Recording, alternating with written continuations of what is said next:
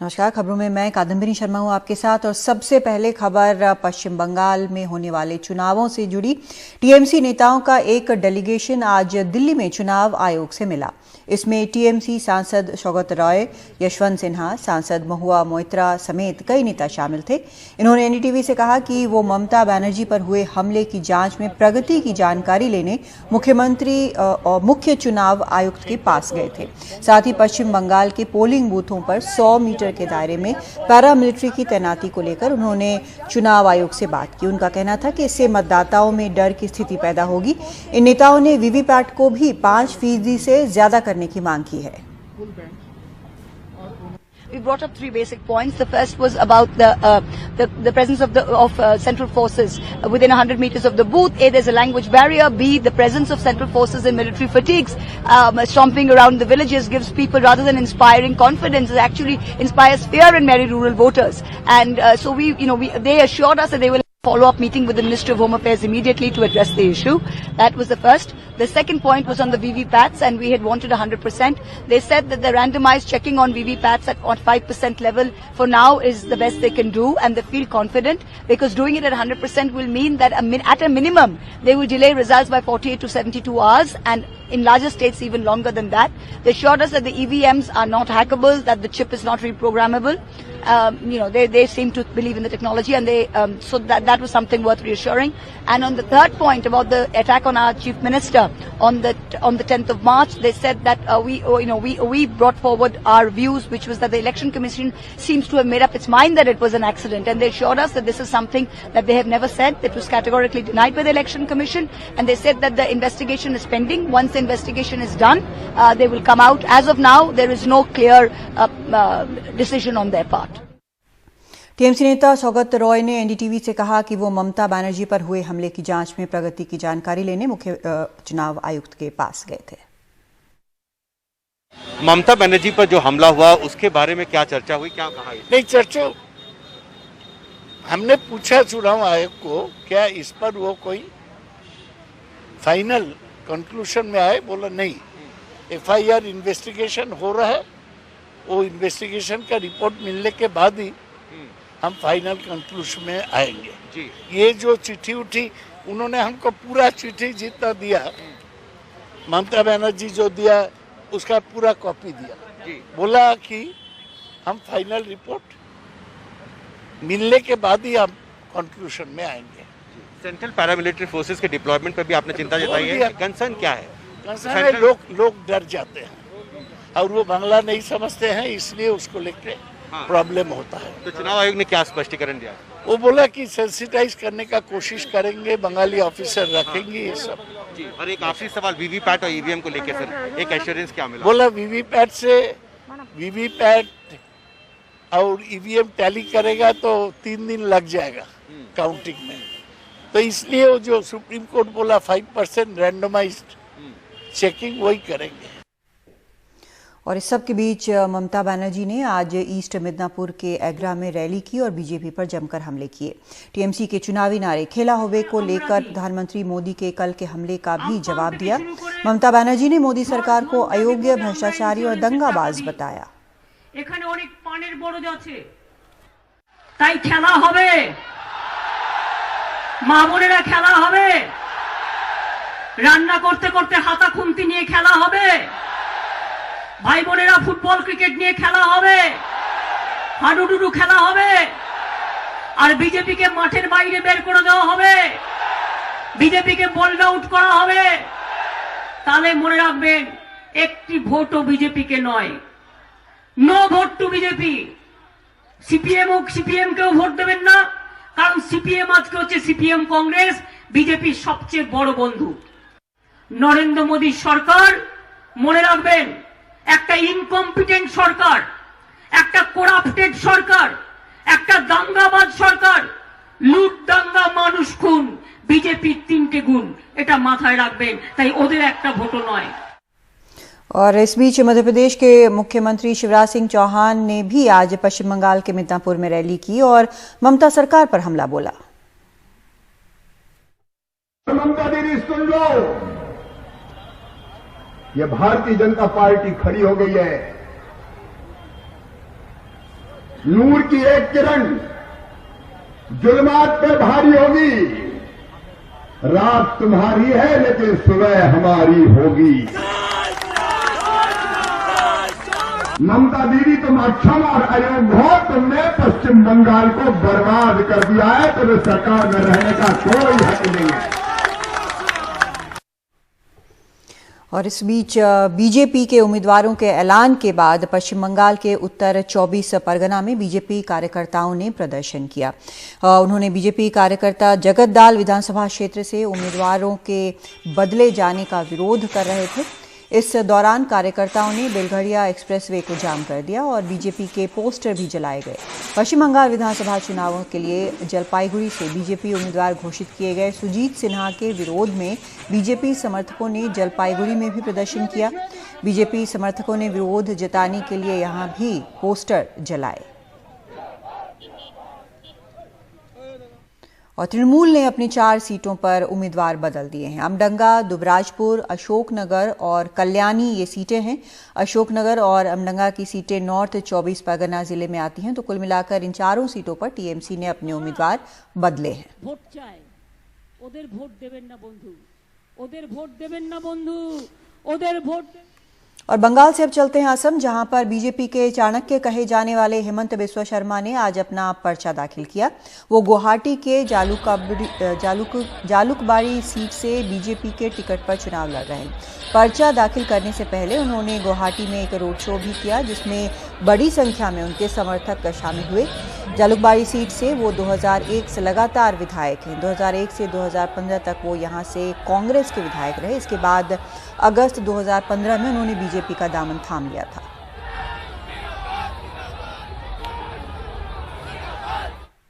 कांग्रेस नेता राहुल गांधी भी आज से असम के 2 दिन के दौरे पर हैं। सबसे पहले वो डिब्रूगढ़ के लाहौल में कॉलेज के छात्रों के साथ बातचीत करने पहुंचे। इसके बाद उन्होंने पानीटोला में चाय स्टेट कार्यकर्ताओं की रैली में भी हिस्सा लिया। असम का ये उनका दूसरा दौरा है। अपने पिछले दौरे में राहुल गांधी ने शिवसागर में एक रैली की थी और आज छात्रों से मुखातिब होते हुए राहुल गांधी ने कहा कि बीजेपी नफरत फैलाने का काम करती है, जबकि कांग्रेस रोजगार पैदा करती है। आपके टी गार्डन्स बाहर के लोगों को दे देती हैं और आपको अपनी मजदूरी के लिए 167 रुपीस मिलता है। क्या ये आपको सही लगता है? आप अच्छी तरह सुन लीजिए, कुछ भी हो जाए मुझे कोई फर्क नहीं पड़ता।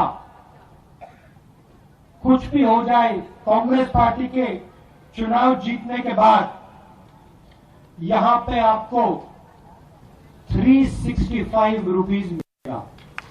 आपको बांटा जा रहा है, एक धन को दूसरे धन से लड़ाकर, एक व्यक्ति को दूसरे व्यक्ति से लड़ाकर, और फिर जो आपका है, चाहे वो एयरपोर्ट हो, टी गार्डन हो, जो भी वो सीधा बेचकर अपने मित्रों को दिया जा रहा है। नफरत और बेरोजगारी में डायरेक्ट कनेक्शन है। अगर नफरत बढ़ेगा, बेरोजगारी बढ़ेगी। अगर बेरोजगारी बढ़ेगी, नफरत बढ़ेगी। अगर नफरत कम होगी, बेरोजगारी कम होगी। बेरोजगारी कम होगी, नफरत कम होगी। और राहुल गांधी के इस दौरे पर और जानकारी दे रहे हैं हमारे संवाददाता रत्नदीप चौधरी। असम में पहले चरण के चुनाव के लिए जो कैंपेनिंग है वो अब बहुत घमासान हो रही है। हम इस वक्त हैं असम के डिब्रूगढ़ जिले के चाबुआ में और आप देख सकते हैं यहाँ पे कांग्रेस नेता राहुल गांधी यहाँ पे आए हुए हैं। वो 2 दिन असम के दौरे में हैं और वो अपर असम क्षेत्र में जो पार्टी के कैंडिडेट्स हैं इनके लिए कैंपेन करेंगे। चाबुआ में ये जो रैली हो रहा है, ये रैली एक ऐसे जगह में हो रहा है जहाँ पे कि चारों तरफ चाय के बगीचे हैं और इन चाय के बगीचों में जो मजदूर काम करते हैं वो असम में एक बहुत ही महत्वपूर्ण वोट बैंक के रूप में देखा जाता है, क्योंकि असम में जो पहले चरण के चुनाव हैं उस पहले चरण के चुनाव में जो 47 सीट्स में वोटिंग होने वाली है उसमें से कम 30 सीटों में जो टी गार्डन के लोग हैं उनका दबदबा है और इसलिए इस बार कांग्रेस ये कोशिश में जुटी है कि उनका वोट उसके तरफ आए। पिछली बार जब राहुल गांधी असम में आए थे तब उन्होंने जो दिहाड़ी मजदूर है टी गार्डन में, उनकी जो डेली वेज है उसको 365 रुपीस में बढ़ाने की बात कही थी। और इसके बाद वो कोशिश में जुटे हैं कि किस तरह से इन वोटरों को अपने तरफ रुझाया जाए। जबकि गुवाहाटी में आज बीजेपी ने भी अपना शक्ति प्रदर्शन किया। बीजेपी के हैवीवेट नेता हिमंता बिश्वा शर्मा, उनका नॉमिनेशन फाइलिंग था आज, और वहां पे बहुत भीड़ हुई थी गुवाहाटी में। और आप देख सकते हैं यहाँ पे राहुल गांधी की रैली में भी लोग हैं। इसके बाद भी उनका और भी रैलीज है आज और कल भी वो असम में रहेंगे। जो अपर असम का क्षेत्र है वो बहुत महत्वपूर्ण है, क्योंकि पिछले बार जो चुनाव हुए थे उनमें ये 47 सीट्स में 35 बीजेपी और उनके घटक दलों ने जीता था। अगर कांग्रेस को इस बार बीजेपी को हराना है तो इन सीटों में से कुछ सीट तो वापस लाना पड़ेगा, और अगर लाना है तो चाय बगीचे के वोट को फिर से अपने तरफ लाना पड़ेगा। और इसी कोशिश में पहली बार ये कोशिश की थी इस महीने के इसके पहले हमने देखा था प्रियंका गांधी वाड्रा असम में आई, वो चाय बगीचे पहुंचे, और अब राहुल गांधी भी पहुंच चुके हैं चाय बगीचे में। मगर गुवाहाटी में बीजेपी ने भी अपना बहुत बड़ा शक्ति प्रदर्शन किया। अपने उत्तर पूर्व के सबसे दिग्गज नेता हिमंता बिश्वा शर्मा, उनकी जो नॉमिनेशन रैली है वहां पे 50,000 से भी ज्यादा लोग, कुछ लोग बोल रहे हैं कि शायद 60-70 हजार लोग होंगे, मगर जो भी हो, ऐसा नॉमिनेशन के लिए इस तरह की रैली पहले कभी असम ने नहीं देखा था। तो बीजेपी और शर्मा ने अपना शक्ति प्रदर्शन कर दिया है। अब बारी है राहुल गांधी की कि क्या इन 2 दिनों में वो अपर असम के वोटर्स को अपने तरफ ला पाते हैं या नहीं। चाबुआ से संजय चक्रवर्ती के साथ रत्नदीप चौधरी, एनडीटीवी इंडिया।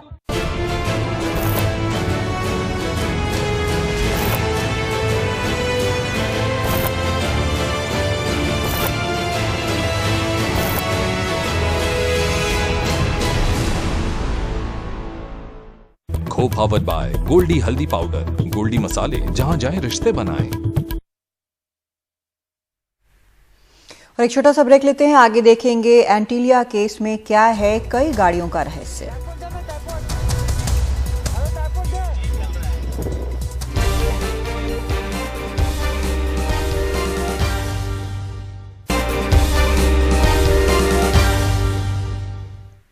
मनसुख हिरेन हत्याकांड और एंटीलिया केस की जांच कर रही एनआईए और एटीएस के हाथ एक सीसीटीवी फुटेज लगा है, जिसमें 17 फरवरी को मनसुख हिरेन और सचिन वाजे मुंबई के फोर्ट इलाके में मर्सिडीज कार में साथ दिख रहे हैं।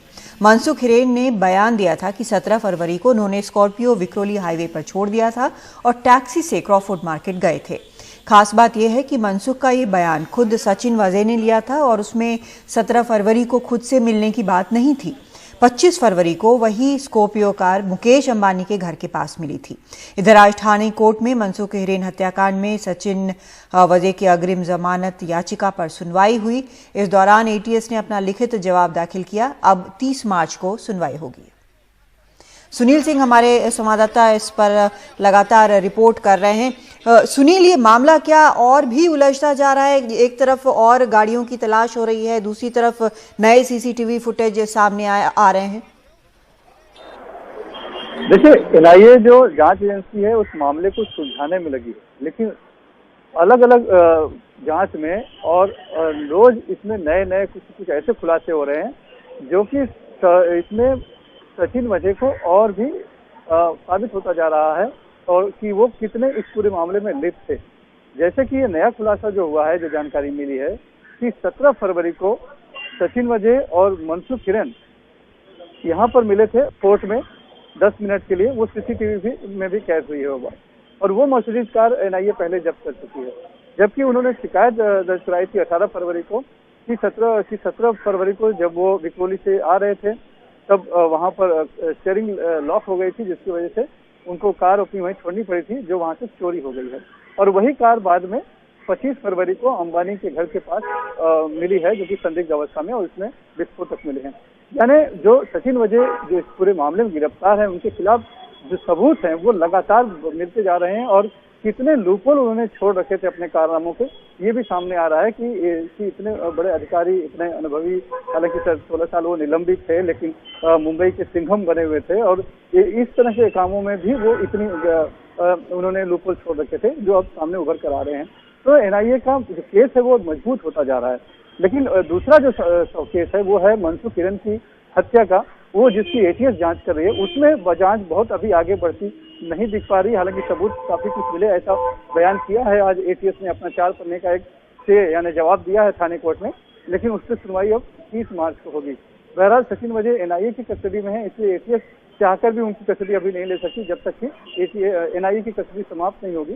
तो फिलहाल जो जांच है और जांच का जो पूरा नियंत्रण है वो एनआईए के हाथ में ही है।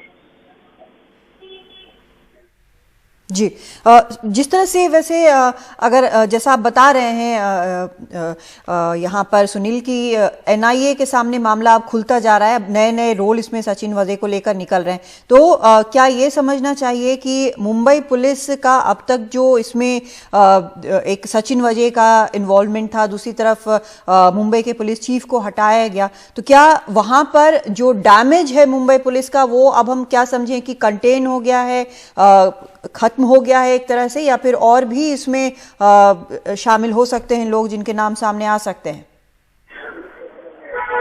देखिए नगमा, ये सवाल अभी बना हुआ है, जैसे कि अभी तक उद्देश्य नहीं पता चला है और क्या सचिन वाजे ने खुद होकर ये सब कारनामे को अंजाम दिया, ये स्पष्ट नहीं है।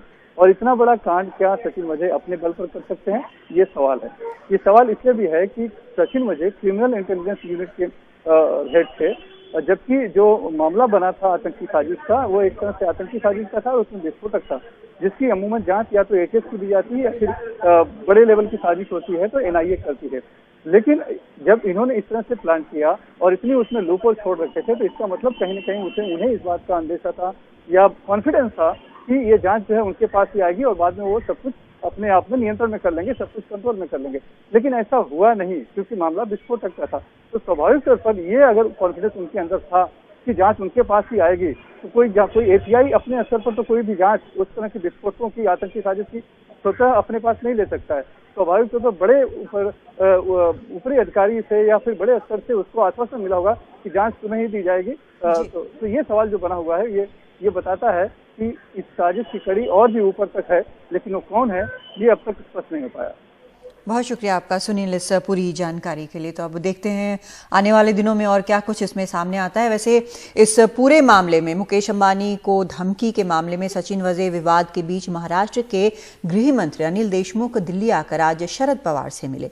मुलाकात के बाद अनिल देशमुख ने कहा कि एनआईए और एटीएस जांच कर रही हैं, आरोपियों का नाम आगे आना चाहिए ताकि दोषियों पर सही तरह से कार्रवाई हो सके। माननीय मुकेश जी अंबानी, इनके घर के सामने में जो एक्सप्लोजिव पाए गए थे और दूसरा जो मनसुख हिरेन, इसकी जो हत्या हुई थी, ये दोनों की जांच एनआईए और उधर में एटीएस कर रही है और ये जांच में एनआईए को राज्य शासन का पूरा सहयोग है, उसमें अच्छी तरीके से जांच होना चाहिए और जो भी इसमें आरोपी हो उनके नाम आगे आना चाहिए ताकि कानूनन उनके ऊपर कार्रवाई कर सके।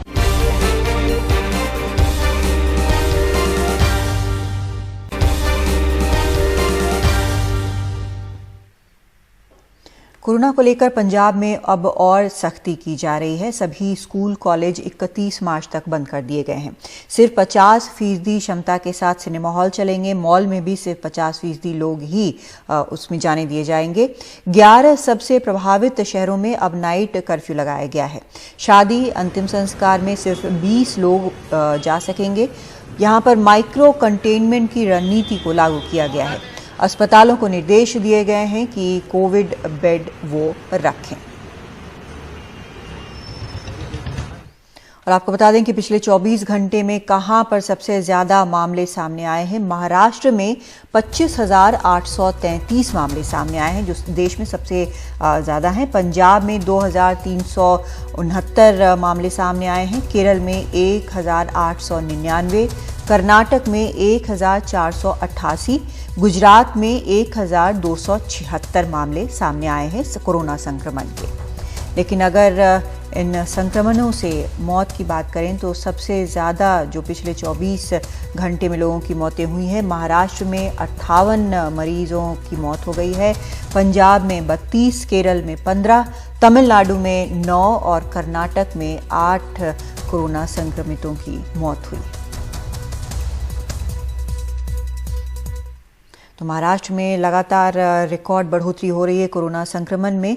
अब राज्य में एक दिन से में सबसे ज़्यादा केस भी यहां पर सामने आए हैं। मुंबई के धारावी में एक दिन में 30 नए मामले सामने आए हैं। 6 महीने बाद धारावी में इतने केस सामने आए हैं। इससे पहले 11 सितंबर को एक दिन में 33 मामले सामने आए थे। जनवरी में तो लगातार 2 दिन धारावी में एक भी नया केस नहीं आया। अगर इस साल की बात करें तो धारावी में जनवरी में 117, फरवरी में 157 और मार्च में अब तक 213 केस सामने आ चुके हैं। और इस पर और जानकारी दे रही हैं हमारी सहयोगी पूजा भारद्वाज। मुंबई की सबसे बड़ी बस्ती धारावी में इस वक्त मैं मौजूद हूं। जनवरी महीने में जहां 0 मामले 2 दिन रिपोर्ट हुए थे, दिसंबर महीने से ही देखा गया कि सिंगल डिजिट में मामले यहां से रिपोर्ट हो रहे थे। अब जब मुंबई में केसेस बढ़ने लगे हैं, 24 घंटे की अगर बात करें तो 3000 के करीब मामले रिपोर्ट हुए हैं। ऐसे में धारावी में भी 24 घंटों में 30 मामले रिपोर्ट हुए हैं और अगर फरवरी महीने से ही तुलना करें तो 35% बढ़ोतरी मामलों में देखी गई है। ऐसे में धारावी इलाके में जहां पर 6.5 लाख लोग बसते हैं, छोटे छोटे घरों में, छोटी छोटी बस्तियों में, यहां पर बीएमसी द्वारा मार्शल्स को तैनात किया गया है ताकि लोगों से कोविड के नियमों का पालन करवा सकें, लोग मास्क पहने। लेकिन ये भी एक बहुत ही बड़ी जद्दोजहद है इस टीम के लिए। इनके साथ हालांकि पुलिस भी खड़ी है जो फाइन इकट्ठा कर रही है, लोगों से बातचीत कर रही है, लेकिन इनके लिए किस तरह से जद्दोजहद होती है इनसे हम बात करते हैं। आप धारावी पुलिस की तरफ से हैं और बीएमसी के मार्शल आपके साथ तैनात हैं। पहले बात तो आप बताइए कि क्यों अचानक से धारावी में केसेस बढ़ने लगे हैं, जहां 0 मामले आए थे 0, अचानक से क्यों बढ़ रहे हैं? पब्लिक मास्क लगाते नहीं। हाँ। और ऐसा घूमते ज़्यादा, कुछ काम के लिए बिगड़ काम के भी घूमते बाहर। हाँ। इसलिए ज़्यादा बढ़ रहे हैं। और क्या दिक्कतें आप लोगों को क्या आ रही है जब आप लोग फाइन इकट्ठा करते हैं तो लोग किस तरह से बदसलूकी कर रहे हैं? हम गाली देते हैं, मारते हैं। हाँ। पुलिस सपोर्ट करती है तो पुलिस को भी हाथापाई करते हैं। ये देखिए मेरे सर को लग गया, ये चोट लगी है। कल के दिन है ना पकड़े थे तो उनके है ना चोट लग गई है। क्या कहते क्या है, क्या वो मास्क नहीं पहनना चाहते हैं? मास्क क्या दिक्कत क्या पहनते भी नहीं और बोलते कि हम फाइन नहीं भरूंगे, क्या करने करो, हम ऐसा कैसा भी घूमते हैं, ऐसा बोलते हो। हमारे आंख पे जो आते हैं हमें हैरिस करना चाहते हो कि हम फाइन नहीं भरेंगे, तुमको क्या करने का कर लो, ऐसा वैसा बोल के जो आते हैं हमारे आंख पे, वो बंद होना चाहिए। डराने धमकाने का, तुम बाद में यहाँ मिलो वहाँ मिलो, हम देखेंगे तुम जाते टाइम, ऐसा सब बोलते हैं। ऐसी धमकियाँ देते हैं? ऐसी धमकियाँ दी जाती है हमको कि बाद में देख लेंगे। बाद में देख लेंगे हम। तो पुलिस की प्रोटेक्शन आप लोगों को भी जरूरी है मैडम। ऐसे ही एक यहाँ पर राहगीर थे जो बाइक से जा रहे थे, उनकी मास्क जगह पर नहीं थी, उनसे फाइन लगाया गया था। आपको भी फाइन लिया गया क्योंकि आपका मास्क आपके मुंह पर नहीं था। कोविड का नियम ये है कि आपका जो मास्क है वो नाक और मुंह ढकना चाहिए। एक्चुअली मैं ऐसा था, मेरा ऐसा था मास्क, मैंने बात किया था तो मेरा मास्क ऐसा आ गया।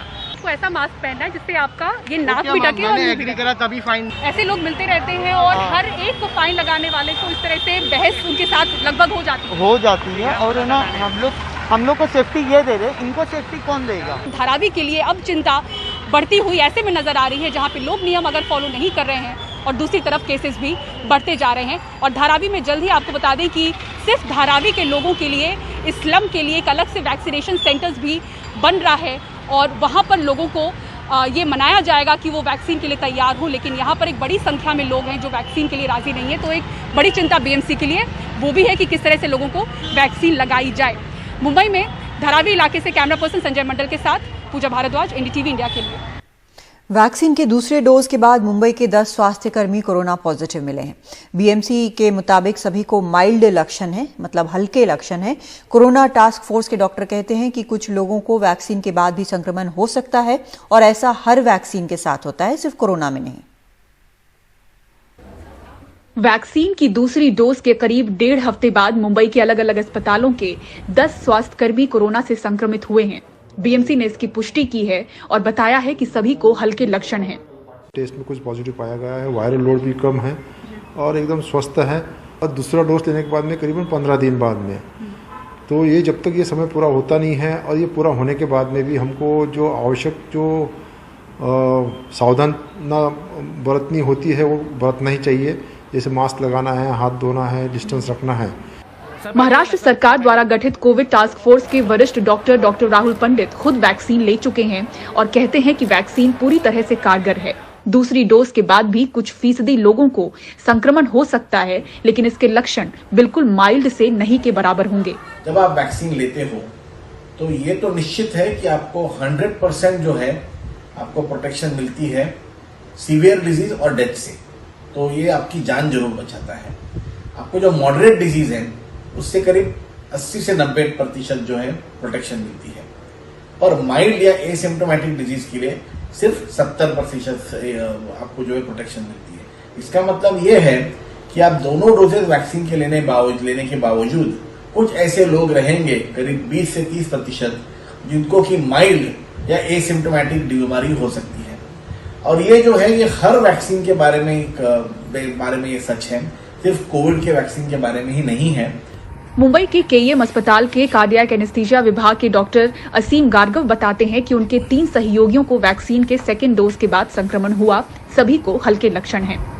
तीनों ही जो कोलीग्स हैं वो स्टेबल हैं, उनको कोई भी ऐसा आईसीयू या वेंटिलेटर की रिक्वायरमेंट नहीं रही, ऑक्सीजन की भी रिक्वायरमेंट नहीं रही है। उनको क्वारंटाइन कर रखा है। फीवर का ही सिम्टम था, 3 से 4 दिन तक सिम्टम रहा है।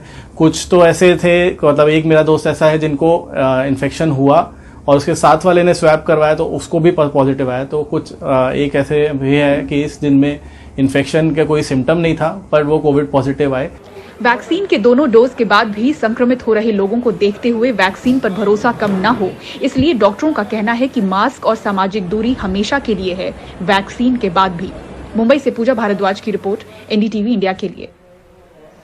और कांग्रेस नेता राहुल गांधी ने यूएन की रिपोर्ट साझा कर मोदी सरकार पर हमला बोला है, जिसमें कोविड-19 के असर के चलते भारत में सबसे ज्यादा बच्चों और माओं की मृत्यु दर की बात कही गई है। राहुल ने लिखा है, बिना तैयारी के लॉकडाउन की आपदा से देश अब भी परेशान है। भारत सरकार की अक्षमता और अदूरदर्शिता के चलते जिन लाखों परिवारों ने सजा भुगती है, उनके प्रति संवेदना है। कांग्रेस पार्टी और राहुल जी की स्थिति ये हो गई है कि परफॉर्मेंस में 0 और पंगे में हीरो, और यही बिना तोलमोल का बोल कांग्रेस की नाकामी का झोल बनता जा रहा है। आज देखें आप कांग्रेस की स्थिति क्या हो गई है। ग्रैंड ओल्ड पार्टी आज जो है वो पंचायत की भी महंगी पड़ गई है। पंचायत के चुनाव में भी जो है वो परफॉर्मेंस नहीं कर पा रही है, लोगों का विश्वास नहीं जीत पा रही है।